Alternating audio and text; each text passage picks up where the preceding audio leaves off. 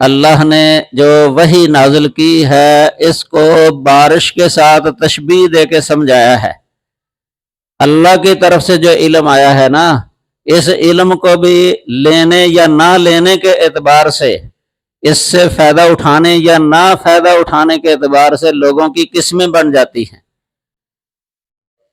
ایک قسم وہ ہے جو پہلی زمین کی طرح کہ انہوں نے اس علم کو اپنے سینوں کے اندر محفوظ کیا ہے اور اس سے خود بھی فائدہ اٹھایا ہے اپنے علم سے، اور لوگوں کو بھی فائدہ پہنچایا ہے، اس علم کی نشر و اشاعت کی ہے۔ یہ ہے وہ علماء جو عاملین بھی ہیں کہ اپنے علم سے خود بھی فائدہ اٹھانے والے ہیں، اور آگے وہ معلمین بھی بن جاتے ہیں، مبلغین بھی بن جاتے ہیں، مدرسین بھی بن جاتے ہیں، وہ اس دین کو آگے پھیلانے والے بن جاتے ہیں، یعنی خود اپنی ذات کو بھی اپنے علم سے فائدہ دیتے ہیں اور دوسروں کو بھی فائدہ پہنچاتے ہیں۔ یہ اس زمین کی طرح ہے جس زمین نے بارش کے پانی کو جذب بھی کیا اور دوسروں کو بھی فائدہ دیا ہے۔ اور ایک قسم جو اس علم کو روک لیتے ہیں لیکن ان کے دل تک نہیں پہنچتا، جذب نہیں، دل کی طرف نہیں پہنچتا، علم تو حاصل کر لیتے ہیں، لوگوں کو فائدہ بھی دے دیتے ہیں وہ، لیکن خود اپنے نفس کو وہ فائدہ نہیں دیتے۔ یہ وہ ہیں جو عالم ہیں لیکن عامل نہیں ہیں، اپنے علم کے مطابق عمل نہ کرنے والے، لیکن دوسروں تک وہ پہنچا دیتے ہیں۔ اور ایک قسم وہ ہے جنہوں نے اس علم کو حاصل ہی نہیں کیا اور اس کی طرف سر اٹھا کے دیکھا ہی نہیں ہے، قبول ہی نہیں کیا۔ یہ وہ لوگ ہیں جو اس چٹیل میدان کی طرح ہیں جس زمین نے پانی اپنے نفس پر روکا ہی نہیں۔ ان لوگوں نے اس علم کو حاصل ہی نہیں کیا، اس کی طرف سر اٹھا کے دیکھا ہی نہیں ہے، نہ اس کی لذت، نہ اس کی چاشنی، نہ حلاوت محسوس ہی نہیں کی ان لوگوں نے۔ تو یہ سب سے اعلیٰ قسم وہ ہیں دنیا کے اندر، جیسا حدیث کے اندر جن کو تشبیہ دی گئی ہے اس زمین کے ساتھ جو پانی سے خود بھی محظوظ ہوتی ہے، فائدہ اٹھاتی ہے اور دوسروں کو بھی فائدہ دیتی ہے۔ یہ جو علم کو حاصل کر کے اس کے مطابق عمل کرنے والے، عقیدہ رکھنے والے اور آگے لوگوں کی بھی اصلاح کرنے والے، انہی کے بارے میں رسول اللہ صلی اللہ علیہ وسلم نے فرمایا خیرکم من تعلم القرآن وعلمہ، کہ تم میں سب سے بہتر وہ لوگ ہیں جو قرآن کی تعلیم اور تعلم والی صفت کے ساتھ متصف ہیں۔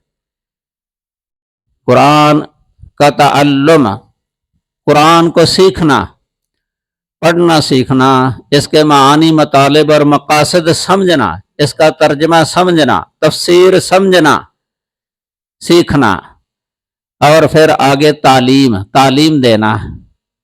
تعلم کا مرحلہ پہلے ہوتا ہے اور تعلیم کا مرحلہ بعد میں ہوتا ہے، کہ پہلے ہم کہتے ہیں طالب علمی کا دور، جب طلب علم کا دور ہوتا ہے اس کے لیے سفر کرنا پڑتا ہے، سفر کرنا، گھر بیٹھے علم حاصل نہیں ہوتا۔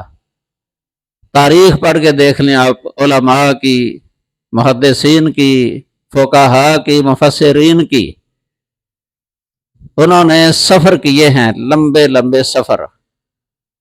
پرانے دور میں تو سفر کرنا بھی بہت مشکل تھا، کوئی ٹریفک کا نظام تو نہیں تھا، پیدل سفر کرتے یا گھوڑوں پر کرتے، اونٹوں پر کرتے، گدھوں اور کھچروں پر سفر کیا کرتے تھے، بڑے لمبے لمبے سفر۔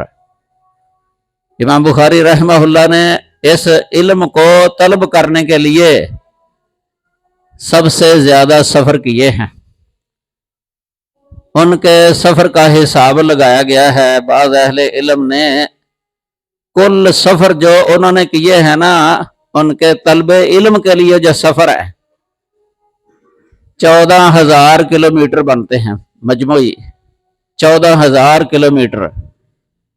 फिर जाके अल्लाह ताला ने उनको ये इल्म में बरकत डाली और इतना इल्म हासिल किया कि जितना किसी और ने हासिल नहीं किया, सबसे ज्यादा मेहनत, और काम भी सबसे ज्यादा, सबसे बेहतर काम। सही बुखारी, बड़ी कबूलियत दी है अल्लाह वहदहु ला शरीक ने इस किताब को। सही बुखारी असहुल कुतुब बाद किताबिल्लाह सहीहुल बुखारी। तमाम उलमा इस बात को मानते हैं, शाफी, मालकी, हम्बली, हनफी, अहले हदीस, ज़ाहरी, कि दुनिया के अंदर कुरान मजीद के बाद सही तरीन किताब सही बुखारी है। ये दर्जा इनकी उस मेहनत का समरा है। नीयत के अंदर भी खुलूस था, मेहनत भी खुलूस के साथ की। सिर्फ यही कि अल्लाह के रसूल सल्लल्लाहु अलैहि वसल्लम की हदीस हासिल हो जाए और इसको जमा करके इससे इस्तिंबात करके अहकाम मसाइल अखज़ करके एक ऐसी किताब लिख दी जाए कि जो दूसरी किताबों से तो मुस्तगनी कर दे, लेकिन दूसरी किताबें इस किताब से मुस्तगनी ना कर सकें।